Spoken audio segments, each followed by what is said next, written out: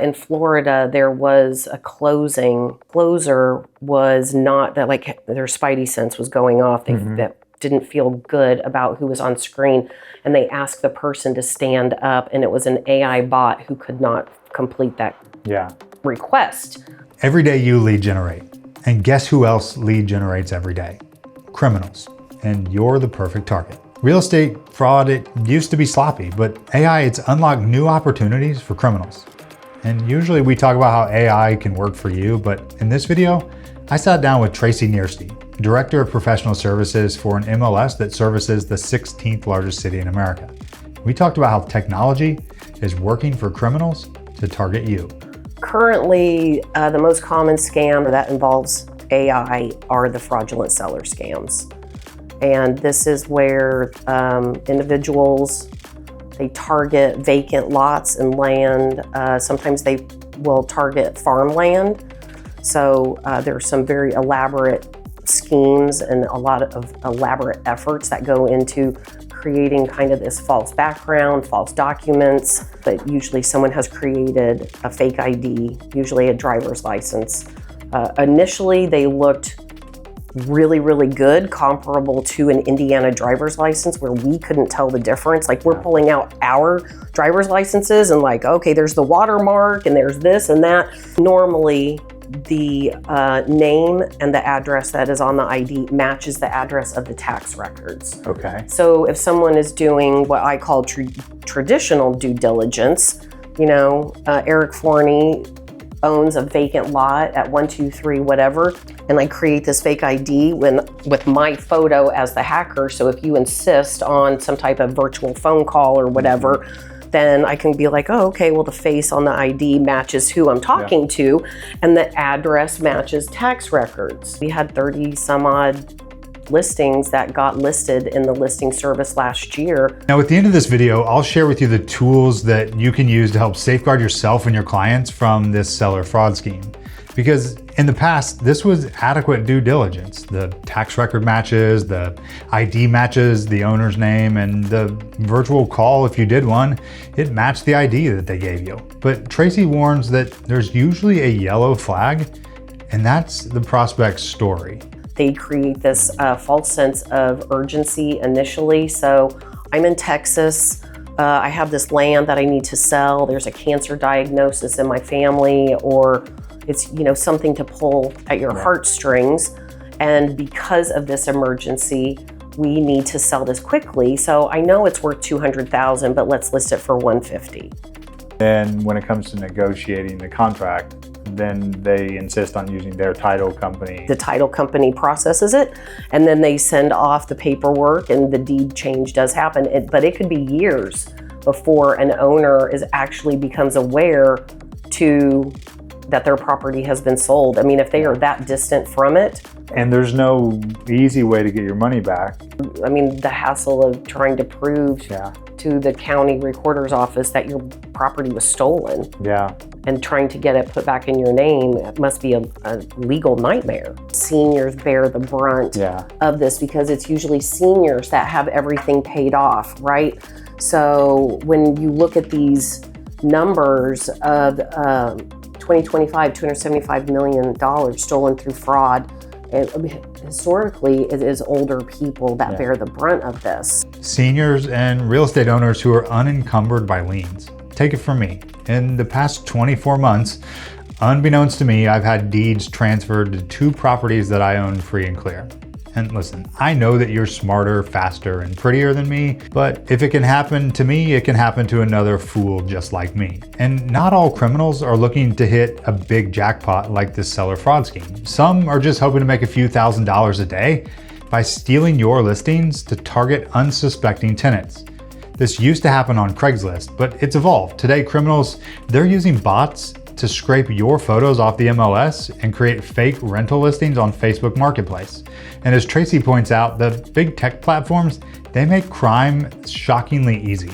Like Facebook Marketplace, it's very difficult to go back and find a particular ad for a house that is listed for rent. Okay. Or let's say I create this fake account with my fake name and I have all of these rentals When you click on that profile and like you want to report it, reporting it for fraud or potential fraud isn't an option. This rental scam, it's brutal because it often hurts people with the least room for error.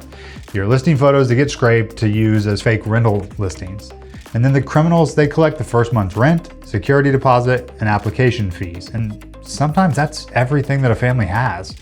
Then that family, they show up to move in and they find out the home was never actually for rent. Like Facebook Marketplace, it's very difficult to go back and find a particular ad for a house that is listed for rent. Okay. Or let's say I create this fake account with my fake name and I have all of these rentals. When you click on that profile and like you want to report it, reporting it for fraud or potential fraud isn't an option. A scraped, fake, rented, vacant listing, it's just one bad tenant away from a legal black hole. At the beginning of COVID up in Zionsville, somebody squatted on a listing that was for sale, wouldn't leave, of course, and courts are closed, so there was no way to evict them, and the buyer's not going to close on a house that comes, you inherit a squatter, right? Yeah. So then there was like a domino effect of 6 houses that fell apart, 6 transactions that fell apart because of that one. Once the bots target a house, these criminals, they play a relentless pricing game. First, maybe they list it for $1,800, and then if it gets flagged, they instant relist at $1,750 and then $1,725. But some MLSs, like Tracy's, they're using technology to fight back on behalf of you and on your seller. Last year, I think it was last year, we rolled out Property Shield, and I think it's an amazing platform. They scan all websites basically, including social media, and they just recently added TikTok to it, which I'm like, how are they scanning? Yeah. Because that's like video based. But what they're doing is comparing basically whatever the data points are that are in the listing service. So 123 Main Street is listed for sale or for rent, whatever, in the listing service at this price. And if they find an anomaly out there on any of these websites, so then the agent and their office admin will get an email saying, we see this discrepancy. We need you to tell us if it's legitimate or not. So it requires action on the agent's part. When the agent reports that it's fraudulent, Property Shield then works with the platform to get it removed. Some properties are targeted 60, 70, 80 times. That's how, like, those are the high risk properties. So the agents get frustrated because they're getting multiple emails, but it's like, but this is also a way to go back to your client and say, this is another way I am protecting your property. You know, if you do for sale by owner, you don't, these are additional tools that I'm bringing to the table. So while annoying and illegal, this crime syndicate, it creates an opportunity for you. And the opportunity is you get to be fiduciary for your clients. As a listing agent, you're not just marketing a home, you're also monitoring risk for homeowners. You're helping to protect sellers' assets from fake rental ads, from squatters, from fraudulent listings, and so much more. And that's something else that you can add to your long list of ways that you earn an honest income. But some of these schemes, they don't want a house, they want you. Well, mainly they want your email, your computer, your CRM, and your money. In the last 2 months, we've had a rampant increase of potential clients, potential buyers claiming that they're interested in a particular property. And then they're insisting that you as the realtor use their Zoom or whatever virtual link. Well, I mean, I did have a member report it to me that she went so far in trying to satisfy this potential client that it got to the point where they were suggesting that she remove her antivirus malware protection. And that for her, that was finally the red flag. And that link, that's the attack. When you click it, they're into your device, your email, your database, and God forbid, they might even access your browser history. From there, they try to strike it rich with wiring instructions or pictures of your feet. You know, see, here's the issue. You're service-minded as a real estate agent, you want to be responsive, and you don't want to lose business. And scammers, they exploit that. So here's the deal. Always use your link, your devices, and your processes. If someone refuses the typical way to communicate, they're not a client, they're a concern. But not every scam is fast. Some scams, they take a minute to cook. They start like a normal buyer lead. The person says they're moving from another market. The move is a few months away, and they ask some questions. They build a relationship, they build trust. They seem patient. They seem like everything's normal. And then they introduce the scam. They play a long game.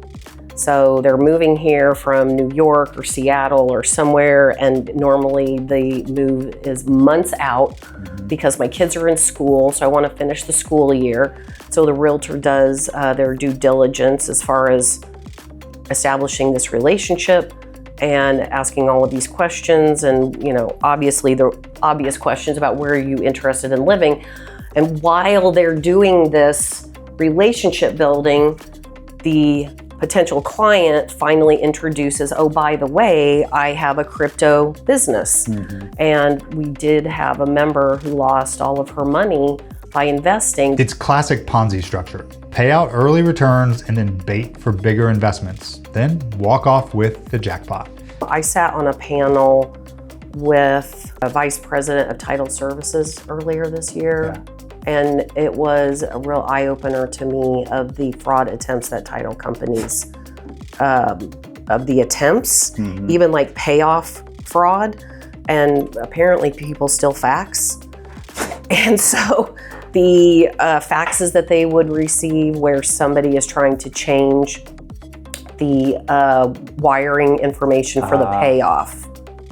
Okay. Yeah. And the whole goal is to get money sent to a different account. Yes. There have been attempts, or people have called in and said after the closing, oh, I've changed where I want that check sent to, send it to this address. And if the title company isn't following really tight protocols, and somebody's just like, yeah, sure, let me change the address. And AI voice cloning makes these calls a lot more convincing than they used to be. So now that I've scared you enough, what can you actually do to fight back against all of this? Number one, put it in Forewarn.